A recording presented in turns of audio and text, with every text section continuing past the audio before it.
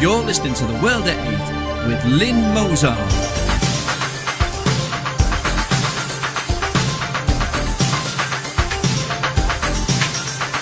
The World at 8, the number one in nationalist news. Highlights of the news today, Monday 21st of July 2014. Muslim leaders warned over terrorist label for UK fighters in Syria. Trojan horse, leaked report reveals aggressive Islamist agenda in Birmingham schools. Christians lie and wives must have sex or go to hell, Trojan horse pupils told. Belgium, pro-Palestinian march ends in violence. Belgium, no Palestinian flags on Brussels buses or trams. Outrage as France becomes first country in world to ban pro-Palestine demos. Donkey suicide bombs stopped by Israeli troops in Gaza. Philadelphia, Pennsylvania mosque leaders try to cut off a man's hand. Christians flee Iraq's Mosul after Islamists tell them convert, pay or die. Thought for the day, Muslims or terrorists, which wolf? And 2 for 1 day, Monday.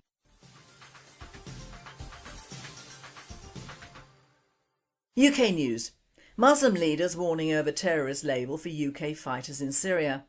Muslim leaders in the UK have told Sky News the government's legal stance on Britain's fighting abroad could increase the terror risk to the UK. They have warned against laws that automatically brand British fighters in Syria as terrorists.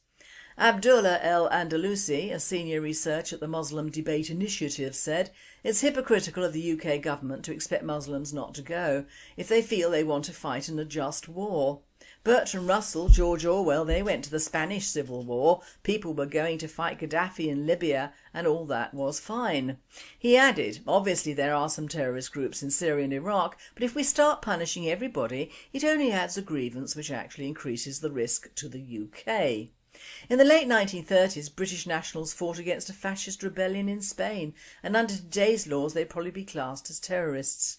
The 2006 Terrorism Act stipulates that weapons, training and fighting in rebel groups against the foreign state can be treated as if acts of terror in the UK. Maulana Mohammed Madni, chairman of the Mosques and Imams National Advisory Board, said just going there they are endangering their lives but they are not necessarily terrorists. World at 8. Nothing short of emotional blackmail going on here. We will have to defy it and carry on labelling these traitors, or we are lost.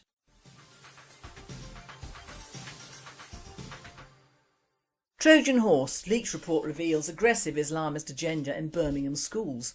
Draft report from Trojan horse inquiry uncovers evidence of coordinated plan to impose hardline Islamist ethos. A report into the Trojan horse scandal in Birmingham schools has uncovered evidence of coordinated, deliberate and sustained action to introduce an intolerant and aggressive Islamist ethos into some schools in the city. The conclusion is contained in a leaked draft of a report commissioned by the former Education Secretary Michael Gove and written by Peter Clark, the former head of the Metropolitan Police's Counter-Terrorism Command.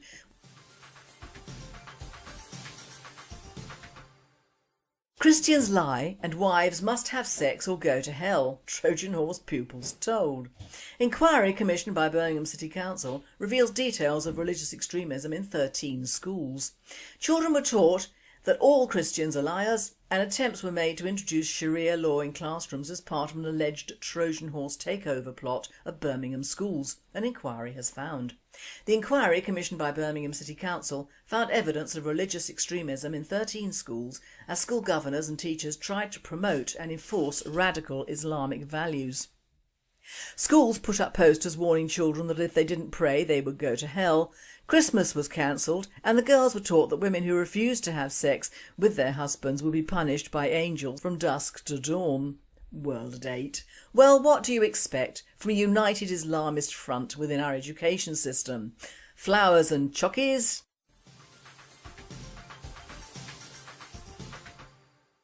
European news. Belgium. Pro-Palestinian march ends in violence. 5,000 people marched through Brussels on Saturday afternoon in protest at the Israeli military operation in Gaza. Although the march was initially peaceful, it ended in violence when a group of around 100 youths split away from the main group of protesters and started causing trouble in Brussels city centre. Despite no authorisation having been given for the demonstration, around 5,000 people gathered in the centre of Brussels to protest about what they alleged to be war crimes committed by Israel. The march was also intended to be a mark of solidarity with the people of Gaza. Towards the end of the demonstration, things started to get out of hand. An Israeli flag and an American flag were burnt, and a small minority of the demonstrators chanted anti-Semitic slogans such as "Death to Jews." Youths also walked over parked cars and a number of car windows were smashed. The organisers of the march tried in vain to contain the situation. Belgium: no Palestinian flags on Brussels buses or trams. The Brussels local transport company, the MIVB, is clamping down on drivers displaying Palestinian flags and showing their support for the people of Gaza. The company has sent staff an urgent reminder that such behaviour conflicts with its code of conduct. In recent days, more and more MIVB buses and trams have been flying Palestinian flags. Françoise Ladoun, the bus company's spokeswoman, says that the MIVB has distanced itself from such protests and has taken action. Everybody has a right to an opinion, but this should not be expressed when you're wearing an MIVB uniform or at the wheel of one of our vehicles. It's against our code of conduct and we've sent staff an urgent reminder.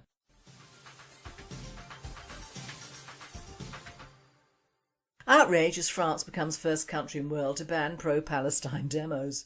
France's socialist government provoked outrage Friday by becoming the first in the world to ban protests against Israeli action in Palestine. In what is viewed as an outrageous attack on democracy, Socialist Interior Minister Bernard Cazeneuve said mass demonstrations planned for the weekend should be halted. Mr Cazeneuve said there was a threat to public order, while opponents said he was criminalising popular support of the Palestinian people. He welcomed a legal procedure instigated by the Paris Police Prefecture to ban the march, despite it already being widely advertised. Anyone who turns up to an illegal demonstration now faces up to a year in prison and a €15,000 fine. If they hide their faces to avoid being identified, this sentence can only be increased to 3 years and a €45,000 fine. Even those who publish details of an illegal rally on social media face up to a year in prison and a €15,000 fine. This can be increased to 7 years and a €100,000 fine if the postings lead to violence. Mr Cazeneuve also advised other prefects across France to examine planned marches on a case-by-case basis and to ban if appropriate. But Michel Sabone of the Jewish Union for Peace said, by outlawing free speech by pro-Palestinian demonstrators, France puts itself in a unique position in the world and Europe. And Youssef Bassouma of the Party of the Indigenous of the Public, PIR, said France is criminalising any show of solidarity with the Palestinian people. World at 8, quite right, Europe shall still stand by the Christian element. We are not yet an Islamic state. Let the Palestinians be looked after by Hamas.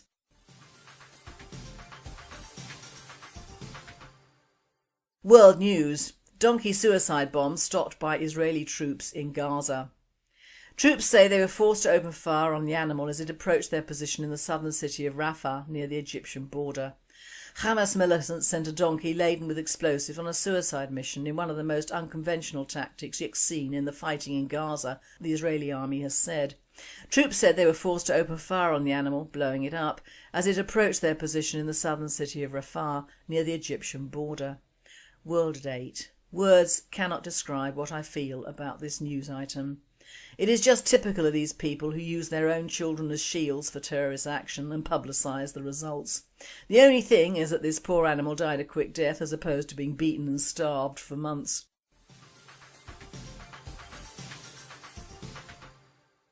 Philadelphia, Pennsylvania mosque leaders try to cut off man's hand. 2 men described as leaders of a Philadelphia mosque were accused of trying to cut off the hand of a suspected thief whose wrist was sliced so deeply it required hospital treatment, police said on Friday. The 46-year-old victim said 2 officials in the mosque accused him of stealing jars of money from the house of worship after morning prayers on Monday. The officials, described in police reports as the mosque's Imam and Amir, dragged the victim to the rear of the mosque and attempted to chop off his hand with a machete, according to a police statement. He sustained a severe laceration to his right wrist and was transported to a nearby hospital by medics. Officers served a search warrant on Thursday on the mosque, located in a house on the city's Overbrook section, where they arrested Merv Mitchell, also known as Mabul Schultz. They recovered a 2-foot-long machete from the scene. The mosque's imam, an identified 35-year-old male, has not yet been located, police said. Mitchell was charged with aggravated assault, criminal conspiracy, simple assault, reckless endangerment and related offences. World at 8, when in Rome and all that, except this was in the US. It's all happening, isn't it?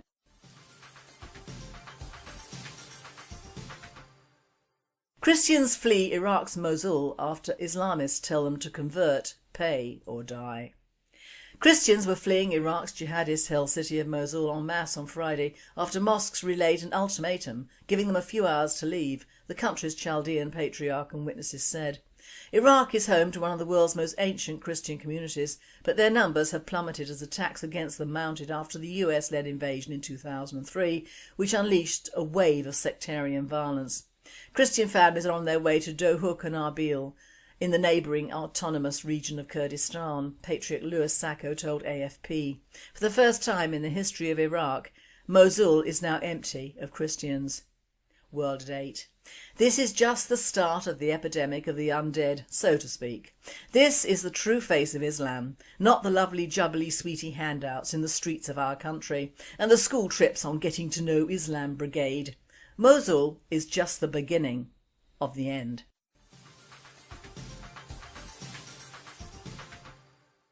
Thought for the day: Muslims or terrorists? Which wolf? Which cover do we fall for? The peaceful, law-abiding Muslims or the homegrown radicalised terrorist? Which sheep's clothing fools us Europeans? Of course it doesn't really matter, as there are no moves ahead with any elected political party, apart from the BNP, to actually seek to reduce the sheer numbers of immigrants of this faith, especially pouring into this country every day. Don't be fooled by the fact that many of these migrants hail from Africa, as Islam is spreading radically over there as well, but of course doesn't deter them from coming into the UK through Europe to benefit Britain. We are already feeling the effects within the education system, and a large amount of state schools have amended their curriculums to accommodate the faith of Islam, so as not to make their children feel unwanted. Well, I can now go on record as saying, as far as my personal opinion is, they are all unwanted and unneeded. Why should a European island want or need a completely foreign religion and way of life when the old one was sufficient? In my book, if it isn't broken, don't mend it or change it. It is this built-in obsolescence attitude that is ruining and defacing our country, and the pity of it is that it is mainly Islam that is the unpunished culprit. Why? It is the old English love of the underdog, only in the past the underdogs were our own tribes. Not so now. We are catering for, paying for, putting up with or ignoring massive numbers of strangers in our towns and cities and villages who don't care about England or the English.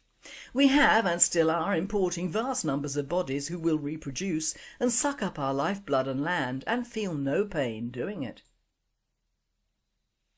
In fact, we Brits are repeatedly told not to upset community relations in mixed areas or areas which are diverse, to say the least. This is when, in their countries, 9/11 is celebrated by millions who wear t-shirts with the burning towers on them, which they have been produced by their thousands for these supposedly starving people to buy. In fact, I'm surprised that the UK governments haven't funded such a lucrative business themselves. In fact, they probably do. In Barnham in West Sussex, a lovely part of the world, there is a move ahead to build on a vast acreage of arable land hundreds of houses for whom? You and I know the true answer: the migrant families. So far Barnham is relatively untouched, and the media lovies UKIP are the most unpopular party around, as they, as usual, have voiced no objections to this loss of a large amount of farmland which could and should be used to feed our own, not as building land for mainly foreign migrants. This is just a small news item on a relatively untouched subject, that of our farmers selling off arable land because, thanks to the EU, it is no longer worth holding on to. And that is a core ideal of England in the past, that our farmers looked after us with their land passed from generation to generation. But this is not in the plan, and as I have said many times before, being a bit of a bore, this plan is working, and it is working with the help of millions of Muslims pouring into this country unchecked and unmonitored. We, as a media-orientated, propagandised people, get upset by Palestinian kids caught in the crossfire or in front of the Hamas guns. We're also bringing Europe into a slanging match with Russia over the Ukrainian-Malaysian plane crash, which should never have flown over that territory anyway. And I'm sure that Cameron will appreciate the universally cold UK if Russia decides to fight back with a distinct lack of warmth this winter. But we accept Islam in our schools and in our everyday lives as if it was a natural and free choice, when in truth it isn't and wasn't. We cringe when we read or hear about paedophiles and rapists from years ago as if it is a white race thing, whilst turning a blind eye to the years that our own children have been raped and groomed for prostitution near these self-same Muslim communities that we are supposed to support. We ignore the lack of media attention to the way in which everyday life our people are being pushed to the limit and have no recourse other than nationalism to turn to, whilst at the same time nationalism is hailed as the bad boy of the political arena. It was several days ago that somebody told me the BNP should be modernised, and by that 2 steps should be taken. Firstly, don't bother to stop immigration totally until we're too full, and secondly, there are apparently lots of nationalists who don't want to stop sending foreign aid to foreign countries completely. Now, whilst laughing my boots off and wondering whether I was in the wrong political party, I realised that this attitude is the result of media and public bullying, trying to turn the BNP into a quasi-UKIP party that apparently appeals to more people. Yup, it might, but one day these people will realise that there are no half measures in dealing with either immigration, foreign aid or Muslims. If we had never had massive immigration into this country on the enormous scale it is, no one would be happier than I or a vast majority of the British people, if they're totally honest. The problems are mounting around us now are the direct result of soft-touch Britain and a weak church and an even weaker succession of lovey Marxist prats calling themselves a body of government. What has been allowed to happen in the UK and Europe is no longer just a slight overfill of needy and desperate peoples.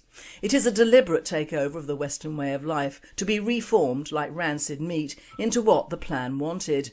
An Islamic mixed race of puppets, morally and financially bankrupt and served on a plate, half alive without a whimper. Do you want this to happen? Think very carefully. Not on which party to follow, but which actions can be brought to bear to make sure, firstly, that the correct information is passed to the public, and secondly, that the people should and must act within the letters of the law to prevent this outbreeding happening, before it's too late.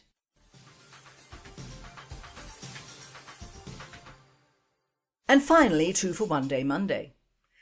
Beware buying on eBay. If you buy stuff online, check out the seller very carefully. Be careful of what you purchase on eBay. A friend just spent £100 on a penis enlarger.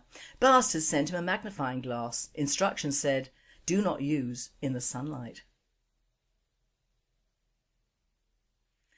And I'm gonna be a bear. In this life I'm a woman. In my next life I'd like to come back as a bear. When you're a bear you get to hibernate. You do nothing but sleep for 6 months. I could deal with that. Before you hibernate you're supposed to eat yourself stupid. I could deal with that too. When you're a girl bear, you birth your children who are the size of walnuts while you're sleeping and wake to partially grown cute cuddly cubs. I could definitely deal with that. If you're a mama bear, everyone knows you mean business. You swat anyone who bothers your cubs. If your cubs get out of line, you swat them too. I could deal with that. If you're a bear, your mate expects you to wake up growling. He expects that you will have hairy legs and excess body fat. Yup, gonna be a bear. You've been listening to The World at 8. I am Lynn Mozart and I wish you all a very good night. Trojan Horse. Leaked report reveals aggressive Islamist agenda in Birmingham schools. Draft report from Trojan Horse inquiry uncovers evidence of coordinated plan to impose hardline Islamist ethos. A report into the Trojan Horse scandal in Birmingham schools has uncovered evidence of coordinated, deliberate and sustained action to introduce an intolerant and aggressive Islamist ethos into some schools in the city. The conclusion is contained in a leaked draft of a report commissioned by the former Education Secretary Michael Gove and written by Peter Clark, the former head of the Metropolitan Police's Counter-Terrorism Command, the UK. In the late 1930s, British nationals fought against a fascist rebellion in Spain, and under today's laws they'd probably be classed as terrorists. The 2006 Terrorism Act stipulates that weapons, training and fighting in rebel groups against the foreign state can be treated as if acts of terror in the UK. Maulana Mohammed Madni, chairman of the Mosques and Imams National Advisory Board, said, "Just going there they are endangering their lives, but they are not necessarily terrorists." World at 8. Nothing short of emotional blackmail going on here. We will have to defy it and carry on labelling these traitors, or we are lost. In Syria. Muslim leaders in the UK have told Sky News the government's legal stance on Britain's fighting abroad could increase the terror risk to the UK. They have warned against laws that automatically brand British fighters in Syria as terrorists. Abdullah El Andalusi, a senior researcher at the Muslim Debate Initiative, said it's hypocritical of the UK government to expect Muslims not to go if they feel they want to fight in a just war. Bertrand Russell, George Orwell, they went to the Spanish Civil War, people were going to fight Gaddafi in Libya and all that was fine. He added, obviously there are some terrorist groups in Syria and Iraq, but if we start punishing everybody, it only adds a grievance which actually increases the risk to the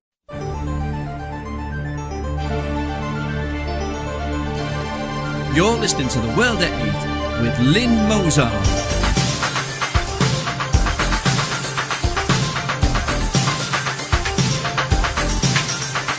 The World at 8, the number one in nationalist news. Highlights of the news today, Monday 21st of July 2014. Muslim leaders warned over terrorist label for UK fighters in Syria. Trojan Horse, leaked report reveals aggressive Islamist agenda in Birmingham schools. Christians lie and wives must have sex or go to hell, Trojan Horse pupils told. Belgium, pro-Palestinian march ends in violence. Belgium, no Palestinian flags on Brussels buses or trams. Outrage as France becomes first country in world to ban pro-Palestine demos. Donkey suicide bombs stopped by Israeli troops in Gaza. Philadelphia, Pennsylvania mosque leaders try to cut off a man's hand. Christians flee Iraq's Mosul after Islamists tell them convert, pay or die. Thought for the day, Muslims or terrorists, which wolf? And 2 for 1 day, Monday.